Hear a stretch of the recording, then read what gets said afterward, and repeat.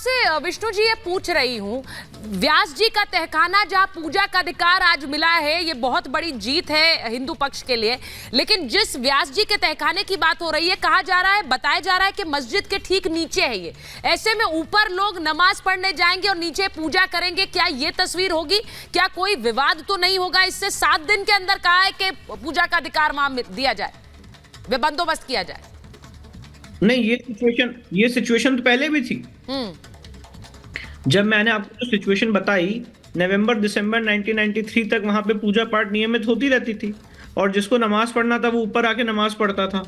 तो जो हम तो वही सिचुएशन की मांग कर रहे हैं कि हमारी जो पूजा पाठ रोकी गई इल्लीगल ढंग से, उस पूजा पाठ को रेस्टोर करने का आज माननीय न्यायालय ने आदेश दिया है। तो विवाद की बात ही नहीं आती है, ये तो कोर्ट का आदेश है, जुडिशियल साइड में कोर्ट का ऑर्डर है और राज्य सरकार को और सारी सरकारों को इसको कंप्लाई करना है और जो मुस्लिम पक्ष है उसको भी इस ऑर्डर को कंप्लाई करना है।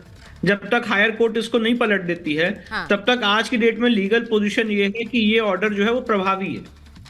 आप और प्रभावी ऑर्डर है तो इसलिए इसकी कंप्लायंस। देखिए, आपके इस फैसले के खिलाफ मुस्लिम पक्ष कोर्ट जा रहा है। उन्होंने कहा है कि ये सही नहीं है और इसीलिए वो कोर्ट जा रहा है। आपने कहा ये पहले की व्यवस्था थी, फिर ऐसे में दिक्कत नहीं होनी चाहिए। अगर ये व्यवस्था पहले से भी हो रही थी, दोनों चीजें एक साथ हो रही थी, तो दिक्कत क्यों है? वो मुस्लिम पक्ष अब कोर्ट जा रहा है इसके खिलाफ कि ये पूजा का अधिकार ना मिले। दिक्कत इसलिए है जी, दिक्कत इसलिए है कि जैसे कोई आदमी धीरे धीरे आपकी टेरिटरी कब्जा करता है, आपने चाइना को देखा होगा कि धीरे धीरे आपकी हर एक टेरिटरी पे उसका विस्तारवादी रवैया रहता है।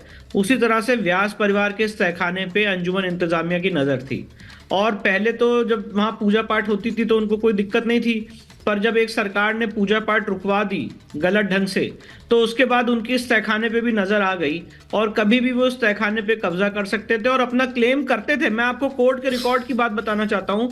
उन्होंने डिस्ट्रिक्ट कोर्ट वाराणसी में भी स्टेटमेंट किया है कि ये अंजुमन इंतजामिया का पार्ट है और इस तहखाने पे उन्हीं का कब्जा है और इसलिए वहां पे कोई भी आदमी को नहीं जाने देना चाहिए। तो इस तहखाने पे वो अपना कब्जा क्लेम करते थे और कभी भी इस पर कब्जा कर सकते थे।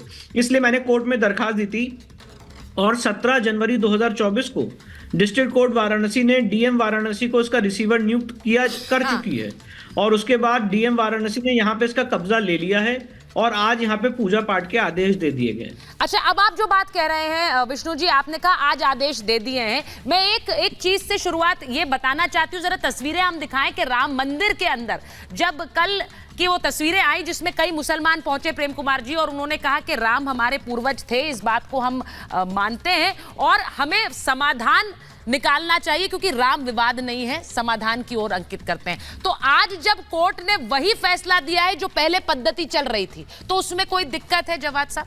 नहीं, दिक्कत इस बात की है कि अगर कोई चीज को कोर्ट दे रहा है तो अगर हमारे पास हमारा संवैधानिक हक है कि हम जो है कोर्ट जा सकते हैं, तो इसमें क्या आपत्ति है? एक संवैधानिक लड़ाई लड़ी जा रही है, उस चीज में अगर हमारा पक्ष या कोई भी पक्ष जा करके अपनी बात जो है ऊपरी अदालतों में रख रहा है, इस चीज पे आपत्ति क्या? अगर मुस्लिम पक्ष जा रहा है तो इसमें आपत्ति किस बात की लग रही है कि एक तरफ जीत है दूसरी तरफ हार है? इस चीज को नैरेटिव बिल्ड करने का किसको फायदा है? मैं बार बार कहता हूँ इसके पीछे बहुत बड़ी सियासत है और आज से नहीं कर रहे, जब से 2 साल से लगातार इस मुद्दे को हवा दी जा रही। मैं कह रहा हूँ इसके पीछे संघ परिवार, वीएचपी और यही जो है आरएसएस के लोग निकल के आते हैं। और 1989 में भी हमने यही देखा, बाबरी मस्जिद के दौर में भी यही देखा और उसके बाद अब नया नैरेटिव। इतने सालों से सो रहे थे, अचानक से 2019, 20, 21, 22 का देखिए आकर के, उससे पहले क्यों नहीं क्लेम करे जा रहे? जैसा आप कह रहे हैं कि आपको अधिकार है कोर्ट जाने का, उनको भी अधिकार है कि वो किसी भी समय जाग जाए और बोले कि यहाँ पूजा होती थी और हमें इससे पहले सो रहे थे, इससे पहले सो रहे थे। अगर आप कह रहे हैं नहीं जागे, अगर आप वो कह रहे हैं कि इससे पहले सो रहे थे, उन्हें अधिकार नहीं है कि वो जागे और कहे कि भाई हमें पूजा करनी है। उस वक्त ऑब्जेक्शन क्यों नहीं रेज हुए थे?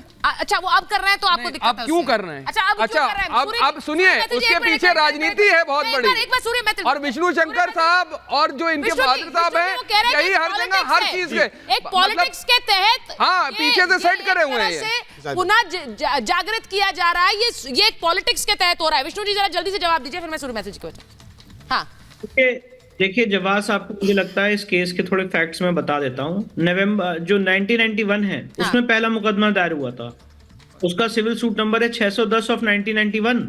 610 से ये जो है मुकदमा 1991 से चल रहा है। उसके बाद और भी मुकदमे आए, सारे मुकदमे साथ में क्लब किए गए, जिसके इस समय डिस्ट्रिक्ट कोर्ट डिस्ट्रिक्ट जज में सुनवाई हो रही है। तो ऐसा नहीं है आज मुकदमा आया है जवाद जी, अपने फैक्ट्स को थोड़ा करेक्ट कर लीजिए। नहीं विष्णु भाई, नवंबर 1991 का में प्लेसेस मुकदमा ऑफ फाइल हुआ वर्शिप था। एक्ट जब लेकर के आया गया इस देश के अंदर, और उस देश के अंदर जिस वक्त डिबेट हो रही थी लोकसभा और राज्यसभा के अंदर, वहीं से पारित होकर के आया ना, इसी देश की संसद ने पारित करा। और लोकसभा के अंदर सुषमा स्वराज जी थी और राज्यसभा के अंदर आप देखेंगे जाकर के अरुण जेटली साहब थे। उसके बाद ये डिसीजन निकल के आया गया, और खास तौर से मथुरा और काशी का भी उस डिबेट के अंदर जिक्र है। आप मानेंगे नहीं किसी चीज को, दिक्कत इस चीज की है जिसको मानना होगा वो मानेगा, नहीं मानना वो नहीं माना। आपने 6 दिसंबर वो जवाब दे रहे हैं जवाब साहब, आज कहां स्टूडियो में होने का एडवांटेज नहीं। हाँ बोलिए जल्दी से विष्णु जी जवाब दीजिए। वो कह रहे हैं पॉलिटिकल बेनिफिट देख के किया जा रहा है। बताना नहीं, इसमें कोई पॉलिटिकल बेनिफिट नहीं है। कोर्ट की प्रक्रिया है। कोर्ट किसी पॉलिटिकल पार्टी के आधार पर नहीं चलती है। कोर्ट एक इंडिपेंडेंट बॉडी है जो अपनी इंडिपेंडेंटली काम करती है। जवाद साहब ने यहाँ प्लेसेस ऑफ वर्शिप एक्ट की बात कही, मैं ये कहना चाहता हूँ इनको बड़ी संजीदगी से, प्लेसेस ऑफ वर्शिप एक्ट तो हमारे पक्ष में लागू होता है। वहां पे पूजा, आप थोड़ा डेट इसको नोट करिए। प्लेसेस ऑफ वर्शिप एक्ट आया है जुलाई 1991 में, यहाँ पे पूजा हो रही थी नवंबर 1993 तक। सेक्शन 3 क्या कहता है जवाद भाई प्लेसेस ऑफ वर्शिप एक्ट का? कि जो जैसी स्थिति है उसको वैसे ही रखा जाएगा। तो स्थिति बदली किसने? सेक्शन 3 का वायलेशन किया किसने? सेक्शन 3 का वायलेशन किसने किया? प्लेसेस ऑफ वर्शिप एक्ट को अधूरा पढ़ेंगे क्या आप? सेक्शन 3 को देखिए, मैं आपसे रिक्वेस्ट करूंगा, आप बहुत ही लर्नेड आदमी हैं, सेक्शन 3 को देखिए जिसमें लिखा हुआ है कि एक्ट आने के बाद जैसी स्थिति चल रही वैसी चलेगी। तो जो स्थिति चल रही थी उसको क्यों बदला गया? नहीं तो फिर आप क्लेम छोड़ेंगे और एक बार मैं और लोगों को फिर और जगह पे क्लेम एक सेकंड और जगह पे क्लेम छोड़ देंगे आप? एक और जगह पे फिर आप क्लेम छोड़ देंगे ना? मैं बता आप और जगह पर क्लेम छोड़ देंगे। मथुरा और काशी में भी यही है। मैं सूर्य मैथिल जी के पास जा रही हूं। एक मिनट, सूर्य मैथिल जी वो सीधी सीधी बात बोल रहे हैं कि वो कह रहे हैं कि अगर आप उठकर अगर आपने अब क्लेम करना शुरू कर दिया, पूजा का अधिकार मिलना ये एक बड़ी बात है। उन्होंने कहा इसे जीत हार के नैरेटिव मत बनाइए। क्या जीत हार के नैरेटिव से दिक्कत है? धन्यवाद सुचाइता जी। पहले तो एक बात कि इसमें कोई जीत और हार का प्रश्न ही नहीं उठता। यहाँ तो आस्था का प्रश्न उठता है। क्योंकि 1993 तक जब हमारी श्रृंगार गौरी माता की वहां पे पूजा होती रही, उसके बाद राजनीतिक तुष्टीकरण की जो स्वार्थ के कारण तत्कालीन सरकार ने वहां पर किसी लिखित आदेश के बिना बैरिकेटिंग कराई, वहां पर पूजा को रुकवा दिया। और आज कोर्ट में जब ये चीज प्रूफ हो गई और उसके बाद अधिकार दोबारा से सनातनियों को मिला पूजा करने का, तो इसमें जीत हार का प्रश्न नहीं उठता, यहाँ आस्था का प्रश्न। दूसरी चीज, ये बोल रहे थे संविधान की बात, ये प्लेसेस ऑफ वर्शिप एक्ट की बात बहुत बार लेके आते हैं। ये लेके आते हैं संविधान, जहां इनकी जरूरत होती है ये अपनी राजनीतिक आवश्यकता के अनुसार हर चीज को सेट कर लेते हैं। क्या CAA संविधान से नहीं आया था? क्या किसान आंदोलन, किसान जो बिल थे वो संविधान से नहीं आए थे? क्यों ये विरोध कर रहे थे?